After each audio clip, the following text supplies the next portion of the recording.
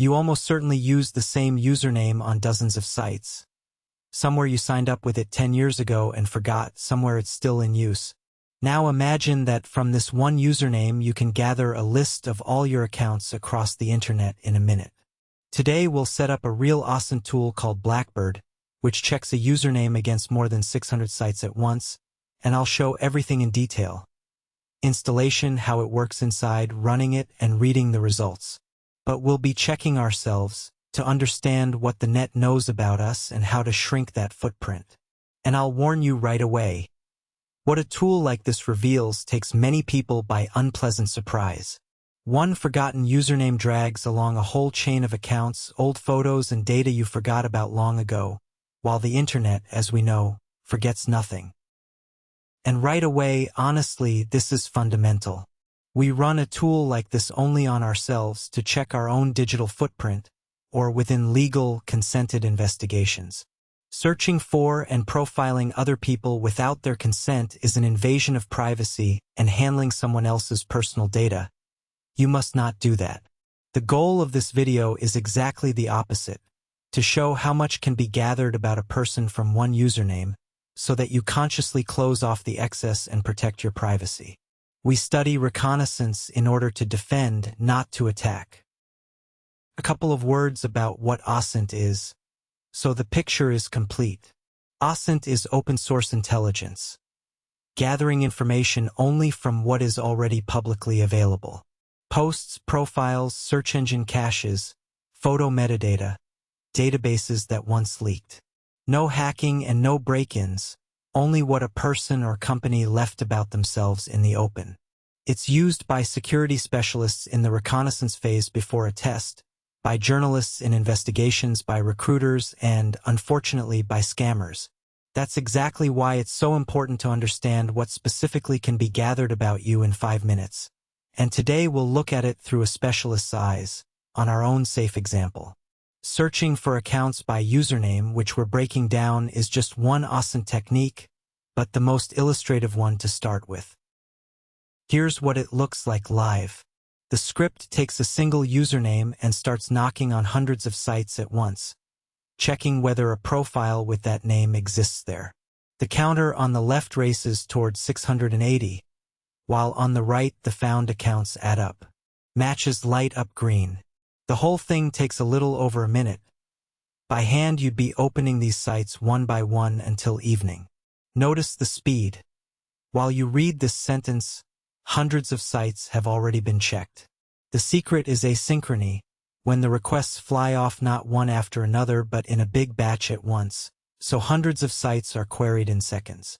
Now let's break down, step by step, how to set up and run a tool like this yourself. We start with installation. The tool itself is openly available on GitHub, so the first thing we do is clone its repository to ourselves with the git clone command, and then move into the project folder that appears. This is the standard path for any program from GitHub. You download the sources, step inside, and then prepare the environment. I'll leave the link to the repository in the description.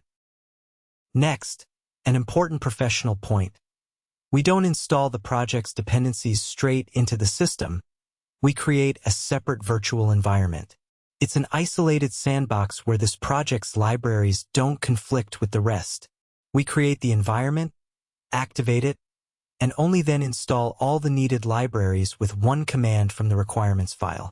Among them are an async client for requests, a library for parsing pages, and a package for pretty terminal output. Before running it, let's break down the idea it all rests on. It's brilliantly simple. On every site, a user's profile lives at a predictable address, the site name / the username. So, to check whether an account exists, it's enough to send a request to that address and look at the response code. 200, the page is there, the account exists. 404, there's no such profile. The tool simply does this for 680 sites at once, asynchronously, which is why it's so fast. A logical question arises. How does the tool even know about 680 sites and how a profile link is built on each one? It doesn't guess. At its core is an open, community-maintained list called WhatsMyName. It's a large structured file where for every site it's written down what the profile URL looks like, by what sign in the response to tell that an account is really found, and which category the site belongs to: social network, forum, gaming, development, and so on. The community constantly adds new sites and fixes broken ones. So on startup, the tool first pulls the fresh version of this list. Essentially, Blackbird is a convenient and fast wrapper around this open data, and that's exactly why dozens of similar tools use the very same logic. Now the run. The main parameter is -u, that is the username, the handle we're searching for. I put in our channel's username since we agreed to check only ourselves. I add a flag that removes adult sites from the check so the output stays clean, and the JSON flag to save all the results to a file for further analysis. We hit enter, and that very enumeration across hundreds of sites begins. And here's the result for our username. Out of 680 sites, only a few matches were found, and that's completely normal for a new brand that has almost no digital footprint yet. Among them is our real YouTube channel. The link leads exactly to it. And here are 2 other matches, and here's the professional point. Any OSINT tool produces false positives, so every match needs to be opened and verified by hand, not taken at face value.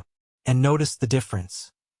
If this were your personal username, the one you've used everywhere since your teens, the screen would be lit up with dozens of accounts right now. And that's the whole point of the exercise. You literally see your attack surface, everything a stranger's eye could latch onto. Open each found link and look at what's publicly visible on that page. Real name, city, photos, friends, connections. People are often stunned themselves by how much a single old account they considered long forgotten and harmless actually reveals about them. All the gathered information the tool neatly stores in a JSON file named after our username. And here's where the most interesting part for a programmer begins. This file can be parsed with your own code. We open it, go through the list of found accounts, and pull out the site name and the link. From there you can do anything. Build a report, export to a spreadsheet, send it to yourself on Telegram. Essentially, you get ready, structured data, not a picture, and that's what separates a tool from a toy. And so you understand the scale of the tool. A couple of words about what else it can do besides searching by username. Blackbird can also search by email, checking where that address showed up during registration. The results can be exported not only to JSON but also to PDF or a CSV spreadsheet to attach to a report, for example, if you're doing this for work for a client. And with a special filter flag, you can scan only the category of sites you need, say only social networks or only forums, so you don't wait for a full pass over all 600. There are also permutations, where the tool itself tries different variations of your username. These small but important details are exactly what turn a simple toy into a working specialist tool. And now the main thing this was all for, the takeaways for defense. First, the same username everywhere is a gift to anyone who wants to track you. It's easy to link all your accounts into one profile. Use different names for important and for public services. Second, go through the old, forgotten accounts that surfaced and delete or lock down what you don't need. Third, check yourself like this periodically, exactly as we did, to know your footprint by site. Awareness is your best defense. And a couple of practical habits to finish. Turn on two-factor authentication at least on your email and main accounts. Don't use your work or primary email to register on random sites. Set up a separate one for that. And from time to time Google yourself in quotes, your username and your name. It's free, takes 5 minutes, and closes off half the problems before they even appear. So in 10 minutes we set up a real OSINT tool, broke down how it works, and most importantly, checked our own digital footprint. I'll leave the commands and the link to the project in the description. Run it on your own username and draw your conclusions. And remember, knowledge of reconnaissance exists to protect yourself and those close to you, not to pry into someone else's life. If this was useful, subscribe to the channel and write in the comments which tool to break down next. Guard your data and see you next time.